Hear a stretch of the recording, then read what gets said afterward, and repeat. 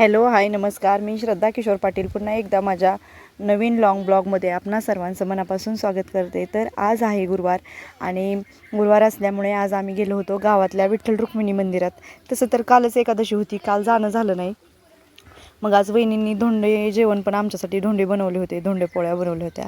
त्याच्यामुळं मग गावात म्हणण्यापेक्षा हे गावाच्या बाहेरच आहे, जिथं की आमचं पहिलं जुनं माझे पणजोबा वगैरे राहत होते. हे गाव आहे. इथं नंतर उजनी डॅम झालं, नंतर इथं पाणी आलं. आता सध्या उन्हाळा असल्यामुळे इथं पाणी नाही आहे, पण हे मंदिर पूर्ण पाण्यामध्ये असतं. आणि इकडच्या बाजूला गाव आहे आमचं, तिकडं शेतं वगैरे तिकडंच आहेत. मग आत्ता सध्या पाणी उन्हाळा असल्यामुळं इथं पाणी नाही आहे, नाहीतर इथं पूर्ण पाणी असतं, गच्च भरलेलं असतं. मी दाखवेल तुम्हाला पावसाळ्यात कधी आलं तरी हा एरिया पूर्ण. सैराट पिक्चरची शूटिंग पण इथंच झालेली आहे बघा. तर हे मंदिर पूर्ण पाण्यामध्ये असतं. आता पाणी नसल्यामुळं सगळे म्हणजे या मंदिरात येऊन दर्शन घेऊन जातात. इथं बघा पाणी दिसते तुम्हाला. तर इकडं खालच्या बाजूला उजनी डॅम आहे आणि ते उजनी डॅमचंच इथं पाणी आहे. आणि हे फक्त उन्हाळ्यात मंदिर रिकाम होतं, त्यामुळे दर्शनासाठी आपल्याला दर्शन घेता येतं या विठ्ठल रुक्मिणी मंदिरात. आणि आमचं ग्रामदैवत पण आहे हे. पूर्वी म्हणजे गावच इथं होतं, नंतर उजनी डॅम झाल्यामुळं गावावरती डोंगर आहे त्या भागात, त्या बाजूला गेलं, शिफ्ट झालं. आणि इथं सगळं डॅमचं पाणी, म्हणजे आत्ता पाणी कमी आहे उन्हाळा असल्यामुळं, पण हे पूर्ण भरलेलं असतं. इथं काहीच नसतं, हे मंदिर पूर्ण पाण्यामध्ये जातं. त्याच्यानंतर आरव, मी, कार्तिक, वहिनी आणि दादा आम्ही सगळे आज दर्शनाला गेलो होतो. म्हणजे वहिनीने पूर्णाचा नैवेद्य केला होता, त्याच्यामुळं मंदिरात पण गेलो होतो. आज द्वादशी असल्यामुळं, काल एकादशी आज द्वादशी. आणि मग तिचं म्हणणं होतं की आपण जाऊन येऊ, तुम्ही आलाय तर दर्शन करून घेऊन. दर्शनाला बाळाला पण छोट्या अजून मंदिरात नेलं नव्हतं, त्याच्यामुळं बाळासाठी पण यायचं होतं. आणि त्याच्यानंतर म्हणजे मी तुम्हाला दाखवते बघा झूम करून. यांचं म्हणजे चालू होतं, ऊन असल्यामुळं ते दादा म्हणत होतं चला लवकर आवरा, ऊन आहे. तसं घरापासून खूप जवळ आहे, त्याच्यामुळं आम्ही टू व्हीलरवरच गेलो होतो तिथल्या तिथं. आणि इथं पण म्हणजे मोठा असा उन्हाळ्यात खूप मोठा सप्ताह वगैरे होतो.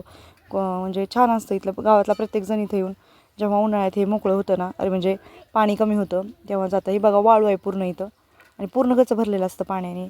आणि जुने जेव्हा माझ्या आजोबांच्या अगोदर, म्हणजे आजोबा लहान असतील तेव्हा इथं घरं होती खूप, असे मोठे मोठे वाडे वगैरे होते, ते आता नाही आहे. तर ह्या पट्ट्यातच सैराट पिक्चरची शूटिंग पण इथंच झाली आहे, म्हणजे या एरियातच झालेली आहे. आणि हे बघा पाणी आहे इकडं खालच्या बाजूला, असं पाणी आहे. आणि तिकडंच समोर आहे ना, तिकडंच खालच्या बाजूला उजनी डॅम आहे आणि त्याचंच पाणी आहे. इथं पूर्ण पाण्याने भरलेलं असतं. आणि त्याच्यानंतर आम्ही म्हणजे दर्शनही घेतलं, जरा वेळ बाहेर पाहिलं, म्हणजे दर्शन घेऊन बाहेर थोडंसं फोटो वगैरे घेतले, तिथला निसर्ग दाखवला. आणि हे पाणी म्हणजे आम्ही लहानपणापासून आमचं बालपण इथं गेलं, पण आम्ही कधी बालपण बाहेर शाळा कॉलेजमुळं म्हणजे गाव असल्यामुळं मग शहरातच होतो जास्त करून शाळा कॉलेजेससाठी, त्यामुळं कधी आम्ही असा गावाकडचा जास्त आनंद काही आम्ही घेतलेला नाही. नंतर हे मंदिर आहे बघा, ते पाणी कमी झाल्यावरच याचं बांधकाम झालेलं आहे. पण ॲक्च्युली हे मंदिर पूर्ण पाण्यामध्ये जातं. पावसाळा सुरू झाला की वरून खडकवासला वगैरे धरणं आहेत ना वरची पुण्याची, त्यांचं सगळं पाणी इथं येतं आणि पूर्ण फुल होऊन जातं पाण्याने. आता उन्हाळा असल्यामुळं काही एवढं पाणी नाही. त्याच्यानंतर म्हणजे पावसाळ्यात तिथला निसर्ग खूप छान असतो. अशा बोटी वगैरे दिसतात, मासेमारी मोठ्या प्रमाणात इथं चालते, त्याच्यामुळं बोटी वगैरे खूप म्हणजे आहेत इथं. आणि ऊन तसं जास्तच आहे. आणि हे मंदिर आहे बघा, अशी मूर्ती येतं विठ्ठल रुक्मिणीच्या आतमध्ये. इतक्या छान मूर्ती आहेत ना इथं विठ्ठल रुक्मिणीच्या, इतक्या असं. पण हे पण पूर्ण पाण्यामध्ये जातं नंतर. आता ह्याच्यामुळं म्हणजे उन्हाळ्यामुळं वरती आहे. त्याच्यानंतर हे ग्रामदैवत आहेत आमचे, सखाराम बाबा म्हणून आहेत, त्यांची समाधीचा पादुका आहे तिथं.